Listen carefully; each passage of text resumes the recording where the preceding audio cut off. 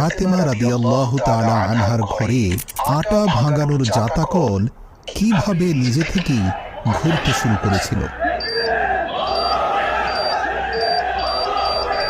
দর্শক, একবার হযরত সালমান ফারসি রাদিয়াল্লাহু তাআলা আনহু হযরত ফাতেমা রাদিয়াল্লাহু তাআলা আনহার ঘরে আগমন করলেন।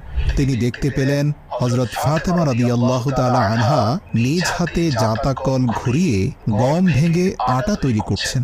হযরত সালমান ফারসি রাদিয়াল্লাহু তাআলা আনহু হযরত ফাতেমা রাদিয়াল্লাহু তাআলা আনহাকে বললেন, সাইয়্যেদা, আমি তো আপনার খেদমতের জন্য এখানে এসেছি।